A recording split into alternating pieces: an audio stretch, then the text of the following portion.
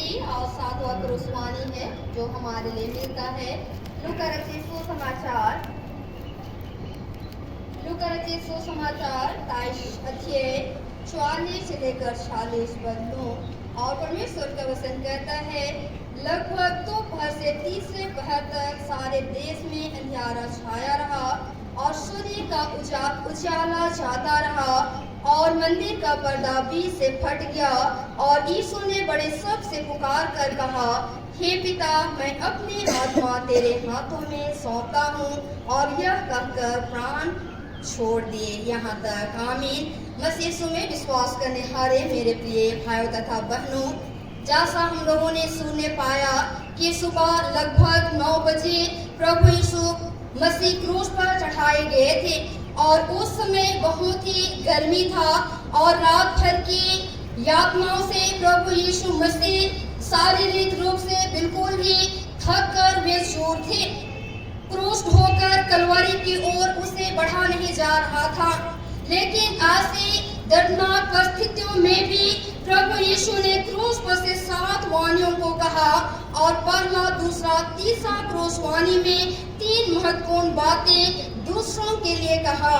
पहला क्रूसवाणी में उसने सबों के पापों की क्षमा के लिए अपने पिता परमेश्वर से क्षमा हेतु निवेदन प्रार्थना किया।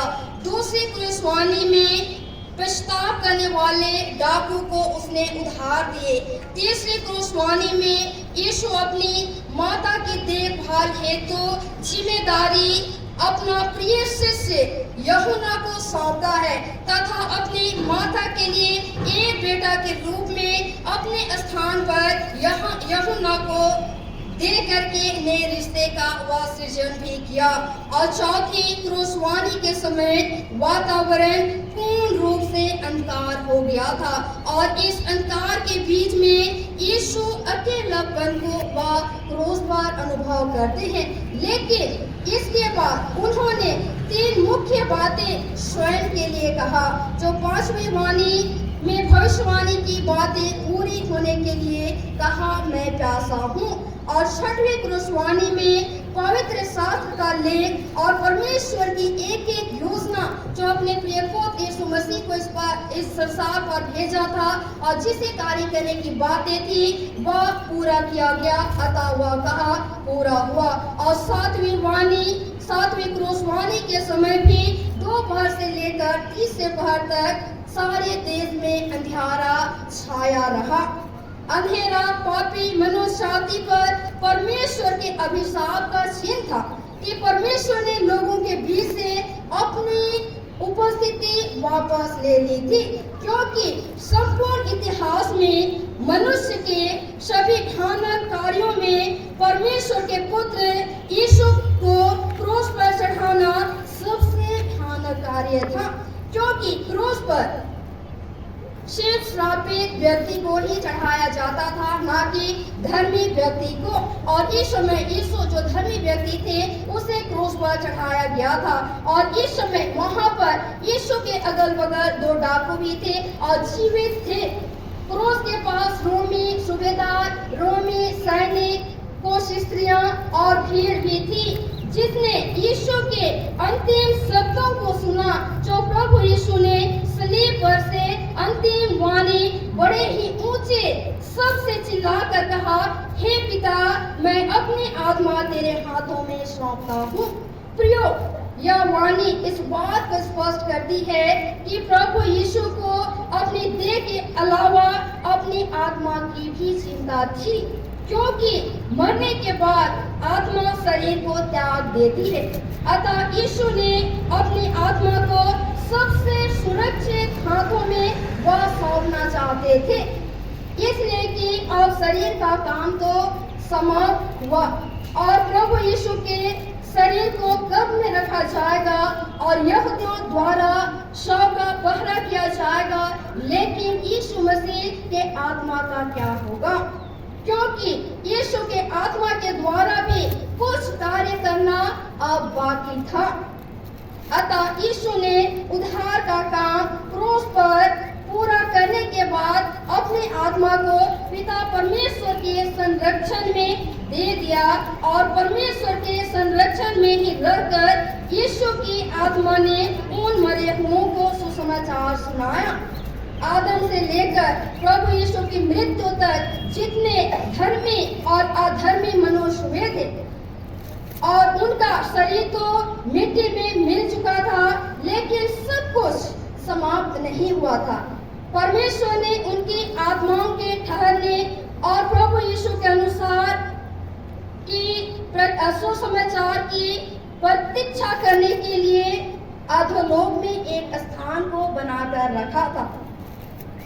पहला पत्रस 4 अध्याय 5 और 6 पद के अनुसार मरे हुओं को प्रभु यीशु की आत्मा ने जाकर सुसमाचार प्रचार किया। मरे हुओं को प्रभु यीशु की आत्मा ने जाकर सुसमाचार प्रचार किया। पहला पत्रस 3 अध्याय 18 से 19 पदों को पढ़े तो वचन कहता है, वह शरीर के भाव से तो घात किया गया, पर आत्मा के भाव से जिलाया गया। उसी में उसने जाकर कैदी आत्माओं को भी प्रचार किया, क्योंकि वहां यीशु का शरीर नहीं जा सकता था जहां पूर्वजों के सौ थे, केवल आत्मा ही जा सकता था। यदि यीशु ना मरते और उनकी आत्मा मरे हुओं की आत्माओं के पास जाकर सुसमाचार ना सुनाती तो यीशु आदि से अंत तक उद्धारकर्ता ना बन पाते। पुनरुत्थान के बाद भी हम देखने पाते हैं कि यीशु मसीह की आत्मा के द्वारा से उनके शिष्यों ने परमेश्वर के सुसमाचार को, यीशु मसीह के सुसमाचार के कार्यों को उन्होंने आगे बढ़ाने के लिए यीशु मसीह की आत्मा सहायक सिद्ध होने पाती है। इस तरह प्रभु यीशु अपना आत्मा पिता के हाथों सौंपकर प्राण त्याग दिए।